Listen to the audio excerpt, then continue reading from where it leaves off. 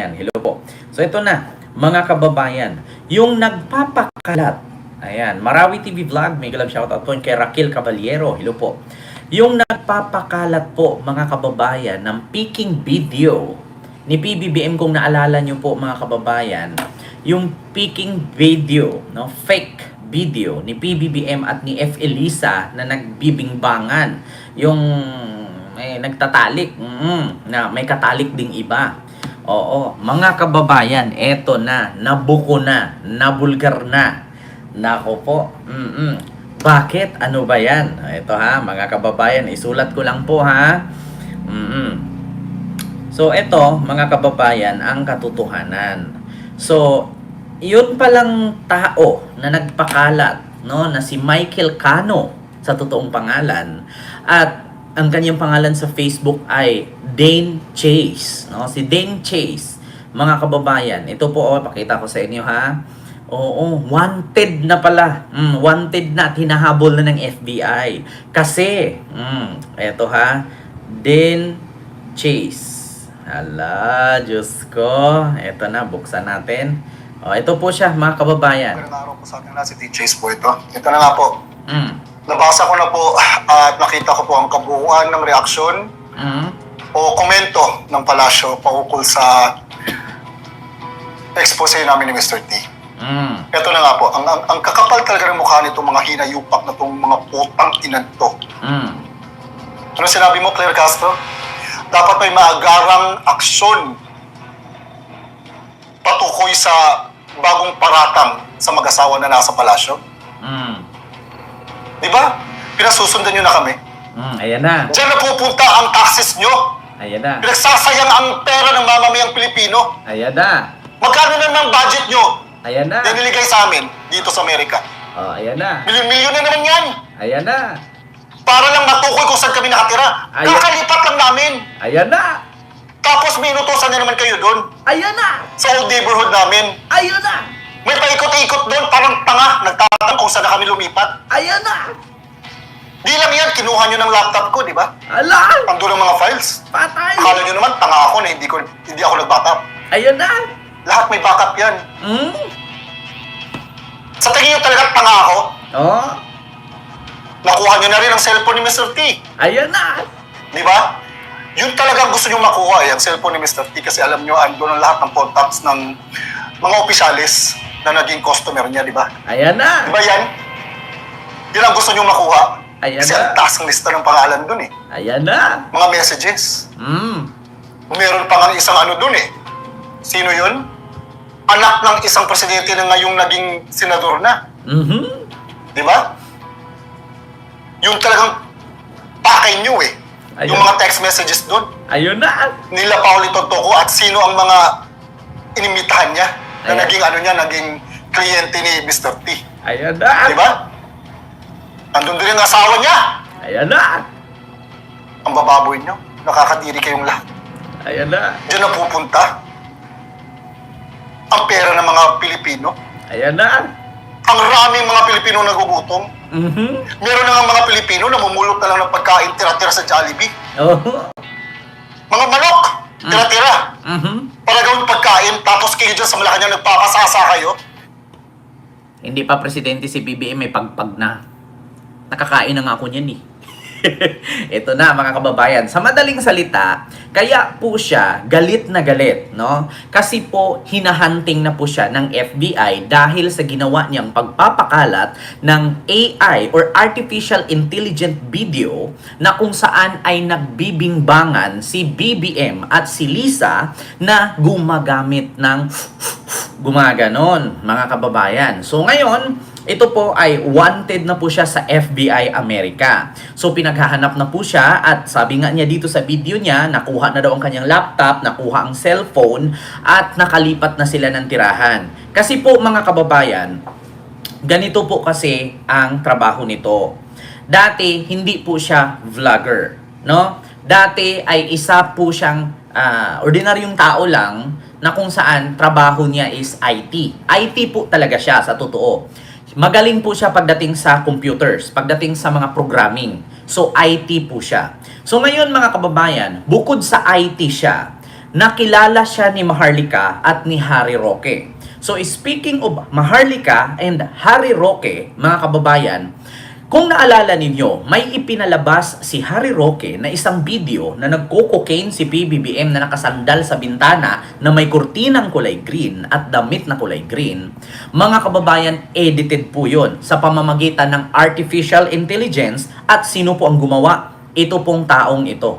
Siya po ang gumawa ng mga video na kung saan ay mula sa AI. Mga kababayan, kasi IT po siya. Programming po kasi ang kanyang skills, mga kababayan.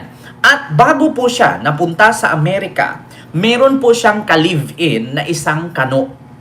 Which is siya po ay bakla na nakapangasawa ng kano sa Amerika at dinala po siya sa Amerika, doon na po siya nakatira. So ngayon mga kababayan, wala po siyang trabaho doon. Wala siyang trabaho maliban sa kantot lang ng kano, no? Sa madaling salita, benta lang po laman niya, no? Puwet ang puhunan basta makaahon lang sa kahirapan. So ngayon mga kababayan, eto na nga. So, yun ang nangyari mga kababayan. So, nakilala siya ni Maharlika at ni Harry Roque. Inutusan nila at di natin alam, baka binayaran, malaki siguro ang pondo, na gumawa ng picking video, mga kababayan. At eto na nga ang nangyari, na kung saan lumabas itong balita na pagkamatay ni Paulo Tantoco, doon to siya nag-umpisang nagngak-ngak. Doon siya nag-umpisa, yung kay Paulo Tantoco na namatay, doon sa Beverly Hills. Doon siya lumalabas, na kung saan bago lang po siya. Tapos nagpakilala siyang Duterte supporter, no? So inaaway niya kasi taga Cebu nga siya. Ang kanyang pong pangalan sa Facebook ay Den Chase, pero ang totoong pangalan niya is Michael Cano. So ngayon mga kababayan, siya po ang tagagawa ng peking mga artificial intelligence video na kung saan lumabas nga dito sa kanyang bunganga na nagbigay daw ng reaksyon ang Malacanang sa pamamagitan ni UC Claire Castro na dapat mabigyan ng agarang aksyon ang mga nagpapakalat ng mga ganitong paninira sa First Family. So saan po mga kababayan, sinabi niya po dito mga kababayan na hinahanap po sila ng kanyang jowa na si Mr. T sa FBI. So, wanted po siya ng FBI, mga kababayan. So, ngayon, eto na nga, no, sa sobrang gigil niya at galit niya, umiiyak nga to eh. Umiiyak siya. Eto, pakinggan. Magandang araw po sa ating lahat, si D. Chase po ito. Ito na nga po. Nabasa ko na po at nakita ko po ang kabuuan ng reaksyon o komento ng palasyo paukol sa expose namin ni Mr. T. Ito na nga po, ang kakapal talaga ng mukha nitong mga hinayupak na itong mga putang inan to. Ano sinabi mo, Claire Castro? Dapat may maagarang aksyon patukoy sa bagong paratang sa mag-asawa na nasa palasyo. Di ba? Pinasusundan nyo na kami. Diyan na pupunta ang taxes nyo. Pinagsasayang ang pera ng mamamayang Pilipino. Magkano naman ang budget nyo na iniligay sa amin dito sa Amerika? Milyon-milyon na naman yan. Para lang matukoy kung saan kami nakatira. Kakalipat lang namin. Tapos may inutosan na naman kayo doon. Sa old neighborhood namin. May paikot-ikot doon, parang tanga. Nagtatanong kung saan na kami lumipat. Di lang yan, kinuha nyo ng laptop ko, di ba? Andun ang mga files. Akala nyo naman, tanga ako na hindi ako nag-backup. Lahat may backup yan. Sa tingin nyo talaga tanga ako? Nakuha nyo na rin ang cellphone ni Mr. T. Ayan. Di ba? Yun talagang gusto nyo makuha ang cellphone ni Mr. Ayan. So, Ma'am Kanji, hello po at kay Ma'am Mulay. So, yun po yun, mga kababayan, ang rason. So, ito po yung isang video na humagulgol talaga siya sa iyak. Oo, dahil yun nga ay nagtatago na po siya, no, mga kababayan. So, ito po, wait lang. Look at home. That's why, guys, what I'm doing right now is literally putting my life on the line. I know my mom will feel curious sa akong mga pambuhat din karon. And, God help us all. God help us all.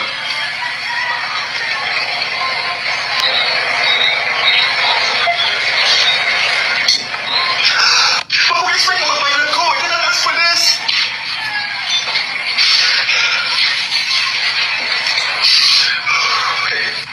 I don't know what to do. I really don't know what to do. Nagkaroon ko kasi, it's too much. It's too much. Ilang ko. So umiiyak na siya, mga kababayan, kasi nga hinahunting na siya ng FBI. So ngayon mga kababayan, kapag ito ay nahuli ng FBI, kasi mga kababayan, meron din kasi itong problema doon na ano kasi ang kanyang trabaho, iha-hire siya para gumawa ng mga faking video. No, yun po ang kanyang sideline. No, so i-hire niyo siya, gagawaan ng faking video, gagawa siya ng ganito, gagawa ng ganyan, babayaran siya. Yun po ang kanyang trabaho mga kababayan. Na which is hindi po ito po pwede sa Amerika kasi nga po bawal sa Amerika yung mga ganyang estilo, no, ng pamamaraan na gumawa ng mga faking video para makapanlin lang, para makapanira at sa 'di ba kung ano-anong gagawin. Nanay Minda, po. So, yun po mga kababayan ang katotohanan na siya pala ang gumagawa ng mga video na sumisira sa Pangulo ng Pilipinas na kung saan ay gumagamit nga daw ng coke na which is iplinay nila doon sa Canada ni Harry Roque na which is binulgar po yan ni Peebles. Mga kababayan, no, ni Peebles Talakera, kung naalala niyo si Peebles. Si Peebles po ang lumabas niyan sa Quadcom at binulgar ni Peebles na planado ni Harry Roque at ni Maharlika yung naturang video na yan. At ngayon nga mga kababayan, nalaman na kung sino ang gumawa ay ito palang kalbong ito. No? Siya po pala ang gumawa mga kababayan. At dahil po dyan, at hinanting na daw di umano siya, yeah? At which is totoo, hinanting talaga siya ng FBI. So ngayon mga kababayan ay nagtago po siya. No? Nakalipat na daw sila ng tirahan, ngunit nakuha daw ng FBI itong laptop at cellphone niya. Nako po mga kababayan, ako iyak-iyak ka ngayon. Sabi ko nga sa inyo mga kababayan yan ang problema ninyo. Haharapin ko yan. Yan. Napakita ng DSWD. Yan ang problema ninyo, mga DDS. Kasi alam nyo, ando na lang. 'Di ba? Tigilan nyo kasi yung mga ganyan ninyong estilo. Kasi bakit?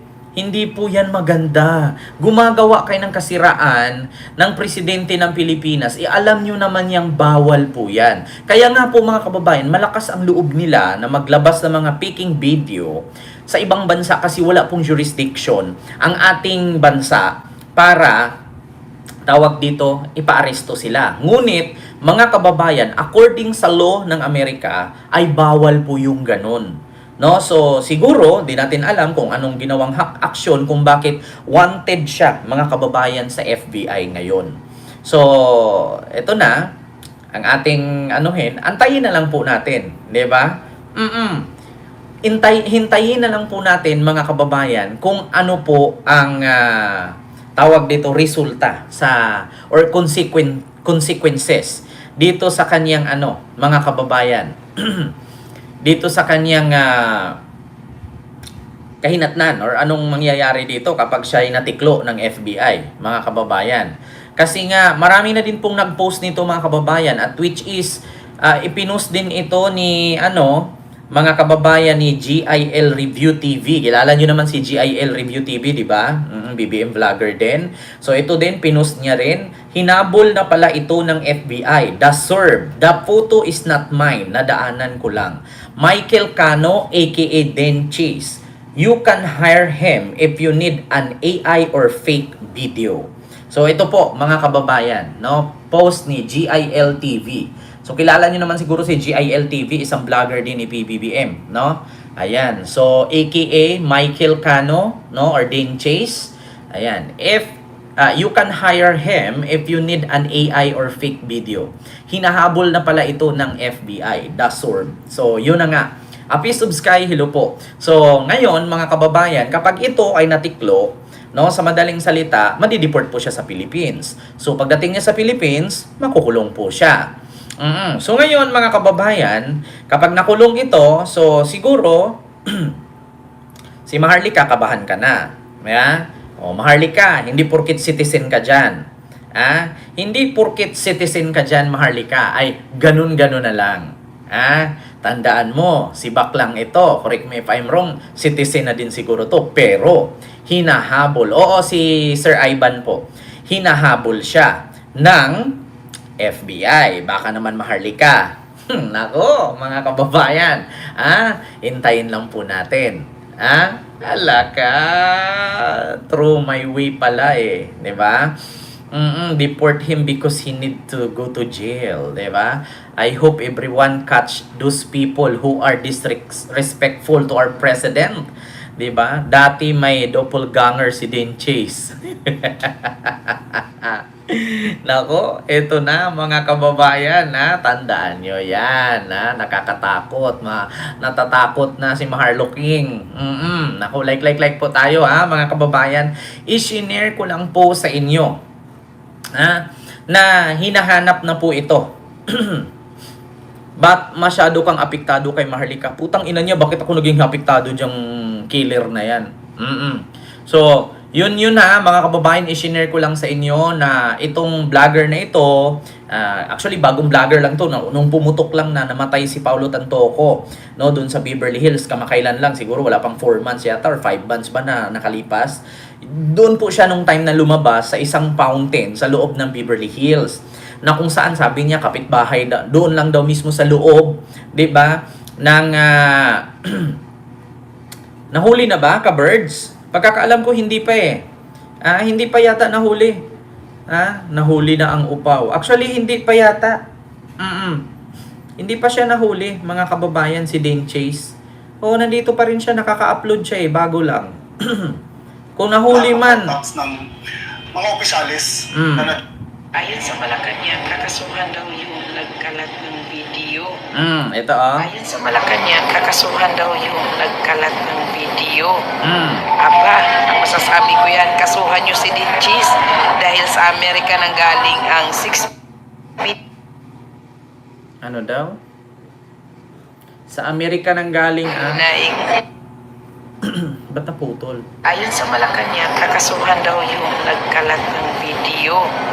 Aba, ang masasabi ko yan, kasuhan nyo si Dan Chase dahil sa Amerika nang galing ang 6 feet na ika nga, sabi ni Dan Chase ay kay BBM at Putol yung ano niya. So, yun, mga kababayan. customer niya, di ba? Hindi ko alam mga kababayan kung nahuli na siya kasi actually yung video niya na lumabas dito na bago, Mr. Ogie Diaz. OG Diaz, hindi Ogie. Actually mga kababayan, yung mga post niya dito, Mr. Ogie 20 Diaz, hours eh. May tanong ako sa iyo, yung mukha mo Oh. tuhod. Ano bang karapatan mo na para sabihin deep Nag-post si Sir Jack Argota, kasuhan nag-post si Dan Chase ng 100 times worst, karma na bahala sa kanya. Nako, mga kababayan. Hindi pa siya nahuli, mga kababayan. Pag natiklo ito, good luck. Di ba? Buti nga sa kanya. Hindi pa yata, mga kababayan, hindi pa yata siya nahuli. Pero antabayanan lang natin. Kasi sa totoo lang mga kababayan ay hinahanap na po talaga siya. The vlogger, ano daw? It's a matter when mahuhuli si Dan Chase, mga FBI pa, mabilis sila sa mga bagay-bagay na yarn. Nako, ang lakas ng loob ng vlogger na sana mahuli na at makulong. Kawawa naman si PBBM. Nagtatrabaho, ba't ginaganyan nila? Nako, eto na, mga kababayan. Sabi ko nga sa inyo, the serve. The serve. Diyos mio, marmar. Nako, ito yung sunod, mga kababayan. Dito tayo kay Sara Duterte at kay Bini Abante. Mga kababayan, shinare ko lang sa inyo na wanted na po siya, hinahanap na po siya, hinahunting siya ng FBI. No? Siya po, mga kababayan, ang naglabas ng malaswang video di umano ni PBBM at ni F. Elisa na may kasama daw si Mr. T na kung saan sa kanyang video ay binura na po. No? Nabura na po niya. Hindi ko alam ba't niya binura.